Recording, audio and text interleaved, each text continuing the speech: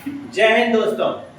Welcome to Chandan biology classes. आपका अपना परिवार सीबीसी फैमिली जो आपको निशुल्क बायोलॉजी का तैयारी करवा रही है और एक ही लक्ष्य है, एग्जाम में कैसे फोड़ के आए, तोड़ के नहीं फोड़ के आए, ताकि जब आप पेपर दे के निकलो तो मन में एक मुस्कान बनी रहे।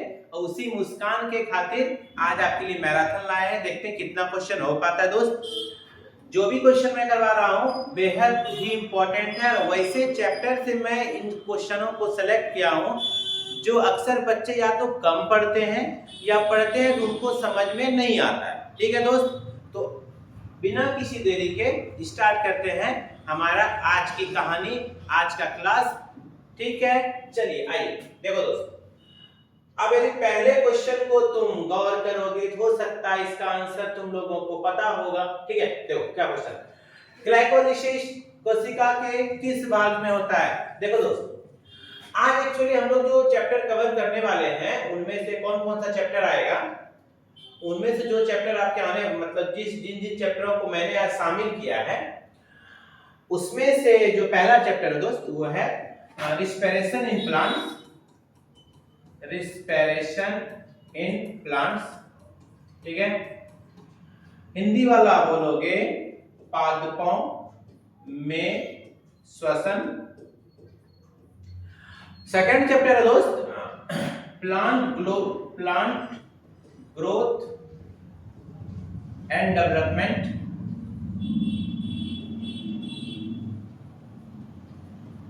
हिंदी बोल सकते हो पादप वृद्धि तथा परिवर्धन या विकास जो बोलो आप।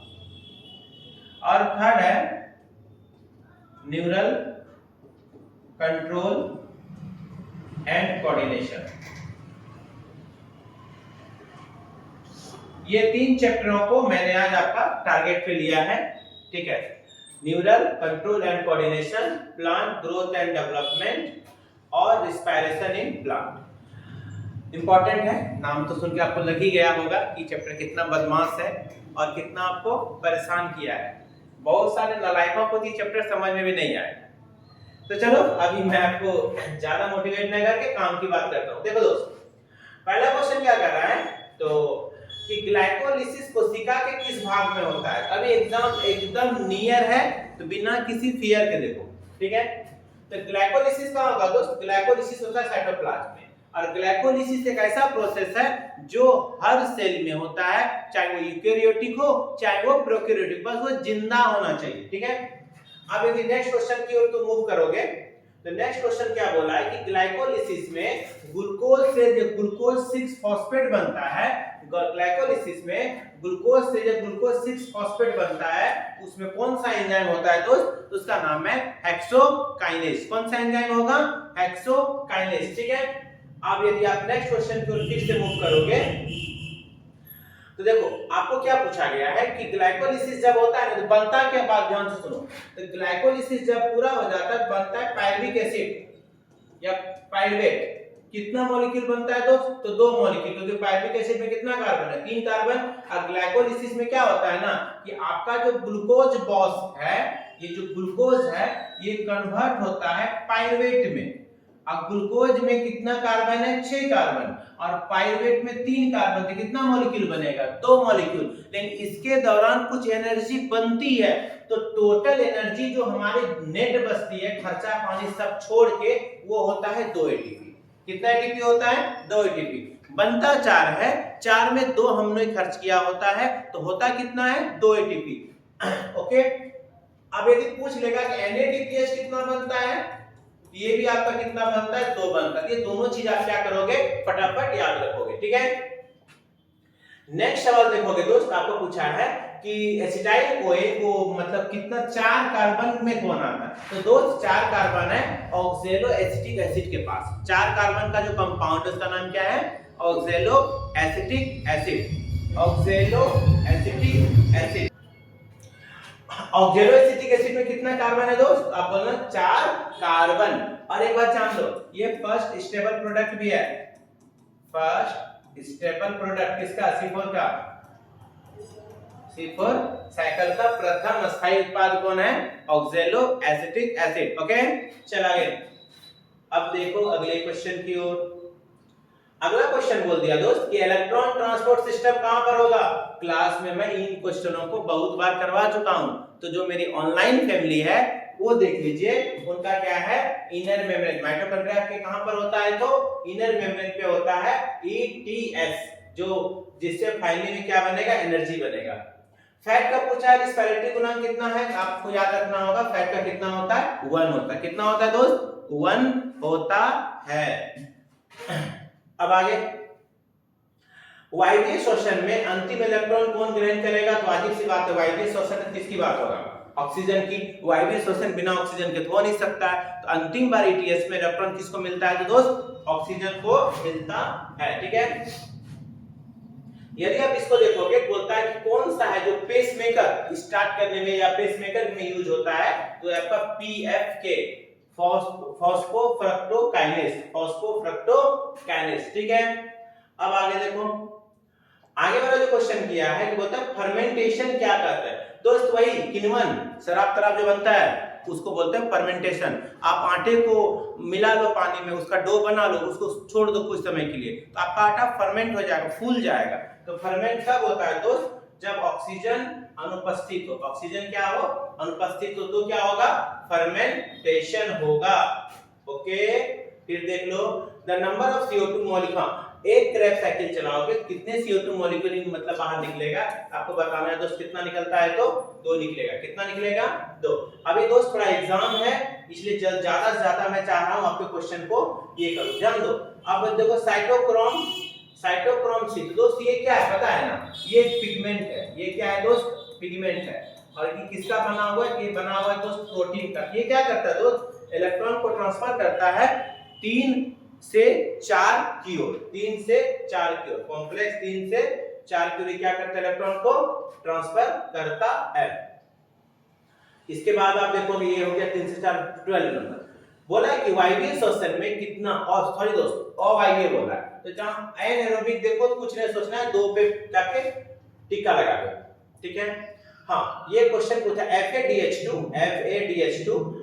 कब बनता है? जब सक्सेनिक एसिड, ये क्रेब्स साइकिल का दोस्त, सक्सेनिक एसिड कन्वर्ट होता है फ्यूरिक एसिड में, तब बनता है FADH2। जैसे NADPH होता है ना, तो सेम एनर्जी करेंसी है जिसका नाम क्या है?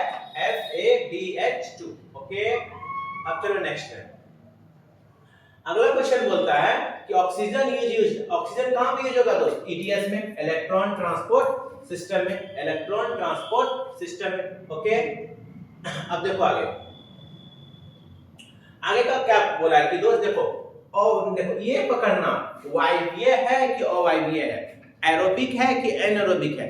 जहां एरोबिक दे दिया तो आपको कितना जाना है? 36 या 38 ATP। ये क्या है दोस्त? ये ATP है, एडिनोसिन ट्राइफॉस्फेट। ठीक, नेक्स्ट देखोगे, फिर आगे पूछा है कि ग्लाइकोलिसिस कौन सा काम करता है? देखो दोस्त, ग्लाइकोलिसिस यदि आपको याद होगा, ग्लाइकोलिसिस और क्रेब साइकिल के बीच में, और क्रेब साइकिल के बीच में जो रिएक्शन है उसका नाम है लिंक रिएक्शन। क्या दोस्त, क्या नाम है? लिंक अभिक्रिया, लिंक रिएक्शन। अब इस लिंक रिएक्शन को कौन करवाएगा? कौन करवाएगा? चेक करो, चेक करो। हाँ, ये एसिटाइल कोए। कौन करवाता है? Acetyl CoA, acetyl CoA. Okay, अब चलो नेक्स्ट पे। नेक्स्ट देखोगे तो आपका क्वेश्चन पूछा है कौन सा पादप हार्मोन कोशिका अभिभाजन, ध्यान दो, सेल डिवीजन, सी से सेल, सी से साइटोकाइनिन। सेल डिवीजन को कौन बढ़ाएगा? साइटोकाइनिन। टोटल कितने प्लांट हार्मोन है? 5, auxin, gibberellin, cytokinin, abscisic acid, और 5वां है इथिलीन। 5वां क्या है? और इस पांचों में इथिलीन इकलौता हार्मोन है जो गैसियस हार्मोन है, जो गैस के फॉर्म में ज्यादातर रहता है। देखो हो गया, बता दिया मैंने। अब आगे देखो, बोलता है क्या दोस्त?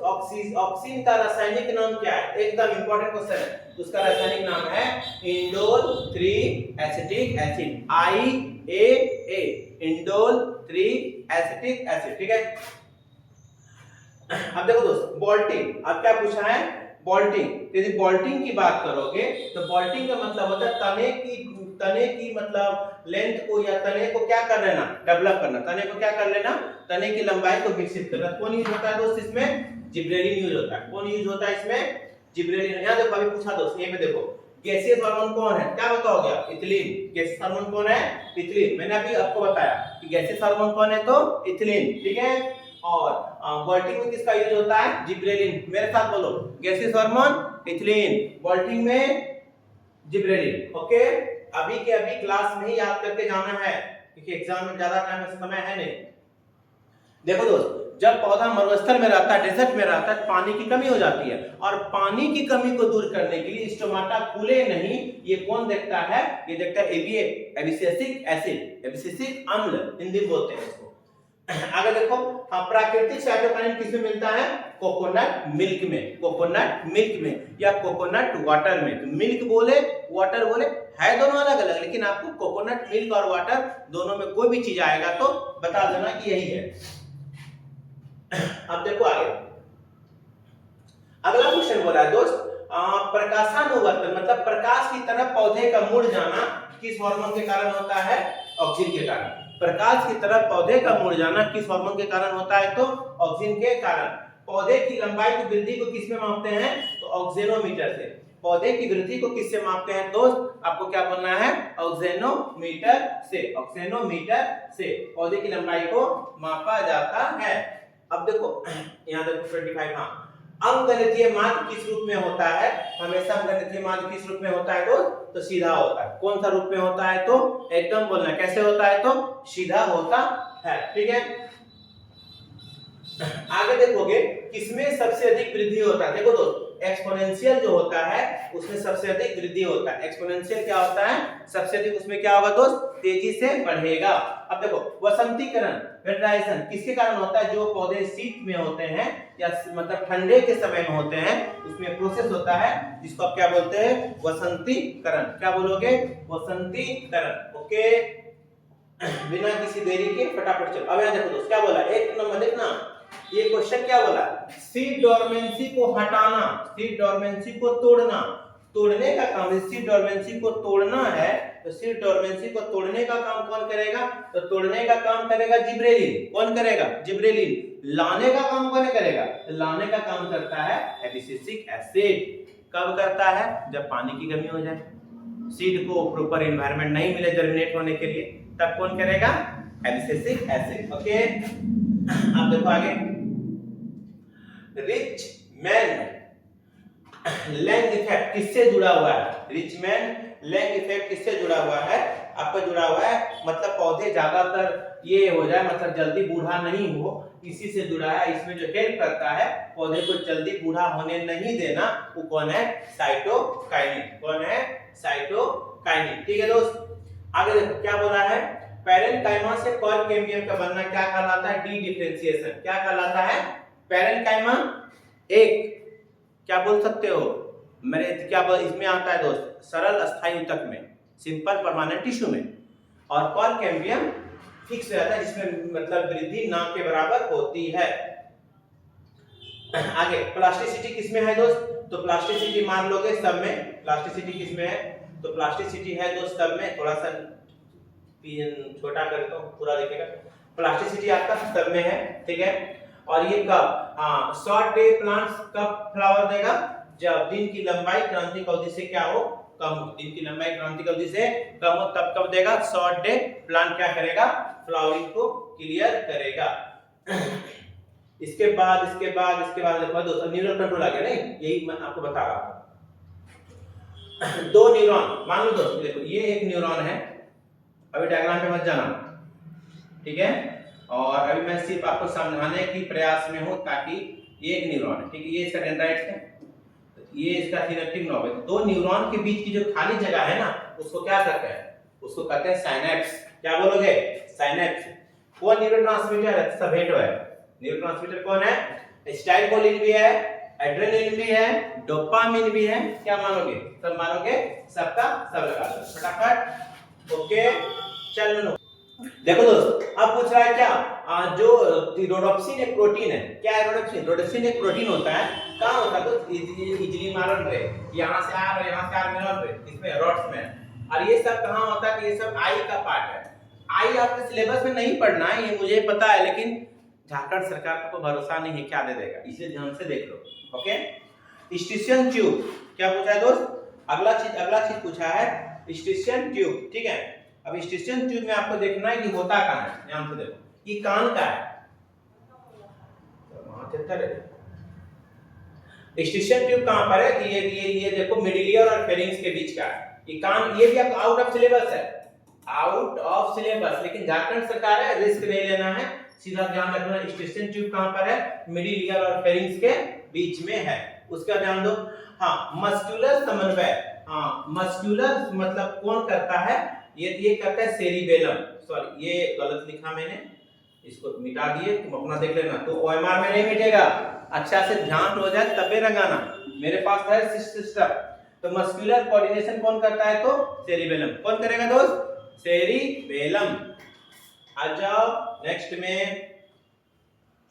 हाँ, सीएसएफ देखो, CSF cerebro spinal fluid, no ये हमारे ब्रेन का एक लिक्विड है, ठीक है, या फ्लूइड है, ठीक है, ये फ्लूइड है। ये हमारे ब्रेन को क्या करता है दोस्त पता है? शॉक लगने नहीं देता। कभी भी ऊपर से नीचे कूदता होगा, झंझनाता है क्या? नहीं, लड़कियों का नहीं, दोनों का नहीं झंझनाता है। मतलब हमारे ब्रेन को जो पूरा जर्क से बचाता है, इन्फेक्शन से बचाता है, उसको पोषण देता है, उस फ्लूइड का नाम है सीएसएफ। और हमारे में ब्रेन में ना पहले एक खोपड़ी है, ठीक है, स्कल, उसके नीचे में मेनिंजेस है, 3 गो है, आर्किनोइड, डेरामेटर, पायथी और पायामेटर है, उसके बीच में लिक्विड होता है। देखो आर्किनोइड है, हाँ ये यही है, ठीक है। नीज और कहाँ है? ये घुटने में झटका लगता है, ये कौन है? ये सिंपल रिफ्लेक्स है, कभी कभी घुटने में झटका लग जाता है, ये कौन सा है? ये सिंपल रिफ्लेक्स है। उसके बाद तुम देखोगे एकदम उतरू वाला क्वेश्चन 10th का है, बता दो आंख का पारदर्शी पार्ट कौन सा है? आप क्या बोलोगे? कॉर्निया है। इनर ईयर में क्या होता है? दोनों चीज होता है, पेरिलिम्ब भी होता है, इंडोलिम्ब भी होता है। तो पेरिलिम्ब इंडोलिम्ब का ऑप्शन में कौन दिया? सी दिया है ना, सी लगा दो। ओके, इसके बाद तुम आगे के देखोगे 42 नंबर क्वेश्चन। हाँ, क्वाटी ऑफ द ऑर्गन ऑफ क्वाटी, नो आंख का है, आई का है, ठीक है, लेकिन सिलेबस में नहीं है, लेकिन झारखंड सरकार है, पढ़ना होगा, पढ़ना है। किसमें मार्ग? ये बेसिलर मेम्ब्रेन में होता है, ये आपके सिलेबस में नहीं है, ये आपको ज्यादा डिटेल इसके बारे में नहीं जानने की जरूरत है। ओके, अब चलो रे बच्चा आगे पढ़ लो, नालायको भागना नहीं। देखो बहुत कम समय में इतना करवाया हूं। हाँ, नर्व इंपल्स किस रूप में चलता है? तो इलेक्ट्रिकल सिग्नल में ज्यादातर किस रूप में चलता है? तो इलेक्ट्रिकल सिग्नल, विद्युत आवेग के रूप में चलेगा। कॉर्पस कैलोसम, देखो ये वाला, ये दोनों को जो जोड़ता है उसका नाम क्या है? Corpus callosum. ये क्या है? कॉर्पस कैलोसम, दोनों के पास जो है, ठीक है। इसके बाद अब यहाँ पे देखो, हाँ ये तो मैंने बताया ही था, क्या हुआ है?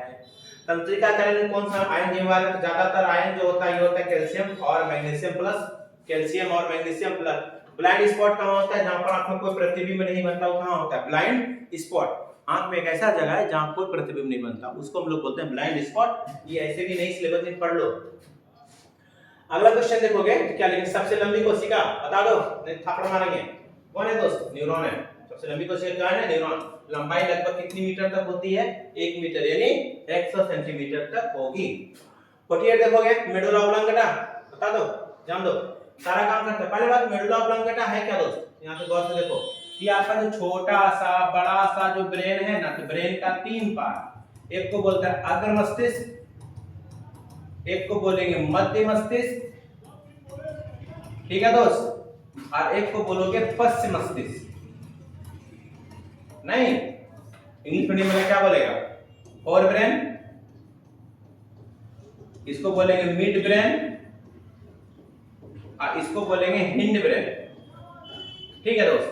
तो इसी का 3 पार्ट होता है। नहीं, एक का नाम है सेरिबेलम, एक का नाम है पॉन्स, एक का नाम है मेडुला ऑब्लांगेटा। क्या नाम है? Medulla oblongata, OBLONGATA। ये क्या काम करता है? ये सारे काम को ये देखता है, मेडुला ऑब्लांगेटा, ठीक है। अब देखो अगला क्वेश्चन, ठीक है, स्क्रीनशॉट ले लेना, जरूरत हो या वीडियो पॉज करके भी लिख सकते हो। अब आपको पूछना है नीजल ग्रेन्यूल। नीजल ग्रेन्यूल देखो दोस्त, इसका संबंध न्यूरॉन से, ये मैं एक बना दिया न्यूरॉन, ठीक है, ये हो गया न्यूरॉन, ठीक है। ये हो गया इसका डेंड्राइट्स, ये इसका हो गया डेंड्राइट्स, ठीक है। अब स्टडी पर्पस से मेरे फोटो पे मत जाना। ये हो गया इसका न्यूक्लियस, ये हो गया इसका न्यूक्लियस। इसी में एक ग्रेन लाइक स्ट्रक्चर होता है, ठीक है। इसी ग्रेन लाइक स्ट्रक्चर को हम लोग क्या बोलते हैं, नीजल ग्रेन्यूल्स। तो नीजल ग्रेन्यूल्स कहाँ होता है दोस्त, तो नीजल ग्रेन्यूल्स दोनों जगह मिलेगा। कहाँ के बे नीजल ग्रेन्यूल्स है ना, हाँ देखो कहाँ पर नीजल ग्रेन्यूल्स किस, हाँ देखो डेंड्राइट्स एंड साइटोन, इसी को क्या बोलते हैं, ये है साइटोन और ये द्रुमिका, द्रुमिका इसको बोलोगे द्रुमिका, द्रुमिका, ठीक है, इसको बोलते हैं डेंड्राइट्स। ओके, लास्ट क्वेश्चन आपके मैराथन का, resting membrane -70 millivolt, -70 millivolt, -70 millivolt से -90 मिलीवोल्ट तक होता है। तो आपको क्या माना, -90 तो है नहीं, क्या मानोगे -70, 50 क्वेश्चन का मैराथन था। अच्छे से देखो, 2 बार देखो, नहीं समझ आता 3 बार देखो, ये क्वेश्चन रट के जाना। इससे 4 या 5 क्वेश्चन आपको एग्जाम में आ रहा है। नहीं पढ़ोगे तो पीछे स्टॉप करोगे, और पढ़ोगे तो आगे स्टॉप करोगे। अब देख लो, हमारे बच्चे तो ऐसे भी मेहनती हैं, तो आगे से टॉप करने में विश्वास करेंगे। इसी विश्वास के साथ वीडियो आपको मैं छोड़ता हूँ। जय हिंद, जय भारत। अच्छे से पढ़िए, पढ़ाई का कोई भी शॉर्टकट नहीं है, नई सफलता का कोई विकल्प है। जय हिंद, बाय, गुड नाइट।